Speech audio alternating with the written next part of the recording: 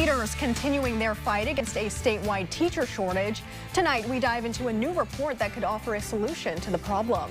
Plus, as snow and ice moves across central Kentucky, we caught up with road crews in Scott County as they brace for a busy night ahead.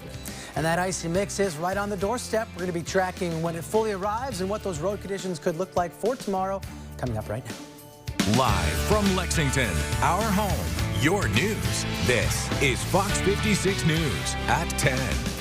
Good evening, I'm Marvin Bartlett. And I'm Imani Payne. Thanks for joining us. We are bracing for some icy conditions overnight. More than 24 schools already announcing closures or delays for tomorrow. You can see those listings at the bottom of your screen. This may be the first of a couple waves of winter weather. Let's get a first look at where things stand from meteorologist Justin Esterly. All right, thank you, Justin. Road crews throughout the region have been watching the forecast closely, and the cold air and ice is making its way, as we told you, into central Kentucky. Yeah, the freezing temperatures will be of concern for anyone hitting the roads heading into tomorrow. Georgia MacArthur is live out there for us tonight. And Georgia, how are things looking right now? Yes, good evening, Marvin and Imani. 6 News. All right, Georgia, thank you. A new report shining light on just how serious the teacher shortage is here in Kentucky. As Bodie Brooks reports, educators making their way to the state capitol today pleading with lawmakers to take action. The Clark County School District is rolling out a first-of-its-kind app for parents and students. It's called the EduLog Parent Portal Lite app. The app provides parents the exact location of their child's school bus and even sends you notifications when the bus is arriving or dropping off. The app is free. You do have to have a specific code to access bus locations in the app. This just gives the parents, like I said, a peace of mind. Like if they have to go to work in the morning, they'll know that the bus is on its way to get their students so we can take them to school. And if they would like, they can also set up a geofence around the school, and they'll let the parents know when they get to school. The app can be downloaded from the Google Play or Apple Store. A Texas woman indicted after allegedly stealing millions of dollars from the city of Lexington. Investigators say 24-year-old Shimea McDonald was part of a conspiracy to scam businesses and government emails. They say last year she and others impersonated a nonprofit, convincing a city official to wire nearly $4 million to a fake account. The city was able to recover those funds shortly after. McDonald will appear in court next week. She's facing more than 50 years in prison if convicted. A new lawsuit claiming Kentucky counties are unfairly stuck with paying for state inmates. The suit filed by the Kentucky Jailers Association says that daily fees paid for state inmates are not sufficient and says some state inmates are kept in jail with no compensation at all. The association is asking for a judge to order the state to sign contracts with the jails.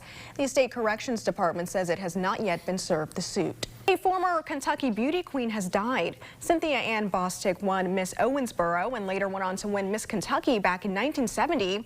After her big win, she went on to become an actress, appearing on soap operas and even landing a starring role in a feature film. She also ran her own public relations firm. Her memorial will be held in Wisconsin on Friday. She was 70 years old. Days after the disturbing body cam footage of Tyre Nichols is released, lawmakers are calling on the president to act now. Coming up here from both sides of the aisle on how to tackle police reform. Plus, a petition to bring back high school track and field coaches is gaining momentum in Lexington. Hear from parents and students frustrated by the unexpected change. President Biden facing mounting pressure to come up with new police reform following the deadly beating of Tyre Nichols in Memphis. Today, a 6th and 7th officer were disciplined over the incident, and the Memphis Fire Department fired 2 medical workers who responded to the scene. Fox's Mark Meredith takes a look. Still ahead, we'll go around the world in 56 seconds. Including the CEO of a popular social media app set to testify on Capitol Hill. We stroll into the weekend. All right, thank you, Justin. TikTok CEO is set to testify on Capitol Hill, and the U.S. is sending more aid to Ukraine. Those stories and more as we go around the world in 56. TikTok CEO will testify before the House Energy and Commerce Committee in March. This as lawmakers try to ban the popular social media app. TikTok says it will never share data with the Chinese government. They're also suggesting a plan to house the data of American users on a separate server located in the U.S.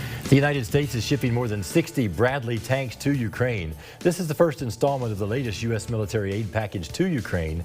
The U.S. has pledged to send the country 40 more.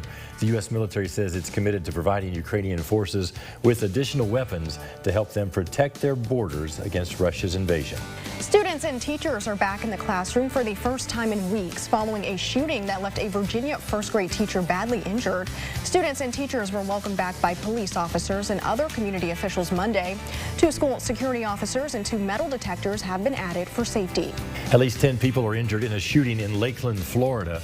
Police report at least 4 gunmen fired into a car. Authorities are currently searching for the car and suspects. Police believe the shooting was a targeted attack. In tonight's Talker, a Japanese YouTuber becomes a victim of credit card theft, and how it happened is just a little bit fishy. Yeah, the YouTuber posts videos of his pet fish playing games on the Nintendo Switch. The fish is able to play it by using motion detection technology. During a recent live stream, the video game Pokemon crashed, but did not stop following the fish's movements. The fish swam in a way that let it access the Nintendo store. It ended up buying about $4 worth of content using a credit card that was already saved to the account. Nintendo did give the owner a refund after he told them what happened. So what I'm hearing is the next time I do a little bit too much online shopping, just blame it on a fish. Yeah, that's kind of like the old blame the dog. You know, he ate the homework. Yes. This time the fish used a credit card. There we go. That's tonight's Talker. Here's Mitch with a first look at sports. All right, guys, going to talk some Kentucky men's basketball. 30. A Lexington high school suddenly fires its track and field coaches, leaving many parents wondering why and what's next. It's been just a few days since the sudden change happened at Bryan Station High School. Well, we are just a few days away from the month of February, also known as Heart Health Month. It's something our chief medical contributor, Dr. Ryan Stanton, says everyone should be prioritizing. He says heart disease is a leading cause of death, but says that being active, eating healthy, and watching your stress levels can all help you better manage your heart health. Well, it's incredibly important because this is something that pays future dividends. You know, the decisions we make now in our health, especially for young people, these are the things that are going to determine your health and wellness well into the future. For more information, visit cdc.gov/heart disease. The disease. COVID-19 cases are trending upward in Fayette County. The Lexington-Fayette County Health Department releasing its latest numbers this morning. 489 new cases were reported last week, which brings the city's average to 70 new cases per day. Hospital visits remain low among those with the virus. Health experts say the best way to stay protected is to stay up to date with your vaccines. We're still months away from a potential U.S. default, but the deal-making is underway between Republicans on Capitol Hill and the White House. The problem is that both seem really far apart already, with little energy to compromise. Fox's Lauren Blanchard is in Washington tonight with more. News. Stay with us for 5 things to know before you go to bed. Reaching the tipping point, moving south, and an artifact that's the real deal. Here are 5 things to know before you go to bed. Financial experts recommending you get your taxes done fast this season to beat the rise in hackers and scammers. Submitting yours quickly increases the chances of the fake return getting tossed out by the IRS. If you become a victim of identity theft-related tax fraud, the IRS may have you submit a lot more information. Many consumers believe tipping is now getting out of hand. Digital payments are one source of irritation, with customers automatically being asked to leave a gratuity. In some cases, as much as 30%. One etiquette expert says digital tipping is now an invasion, popping up in places they usually wouldn't, and can create social pressure. It's known that exercise can be beneficial for seniors, and now there's evidence that exercising with others offers older people even greater benefits. Researchers in Japan found the benefits of exercising rose by more than 14% when the subjects of the study exercised with others at least twice a week. The great American population shift is to the South. The Census Bureau says the South outgrew other areas by about 1.3 million people. Births there outpaced deaths and migration patterns. The Northeast and Midwest lost residents. 6 of the 10 leading growth states were in the South, led by Texas, Florida, Georgia, and North Carolina. The Field Museum in Chicago obtained a sword nearly 100 years ago.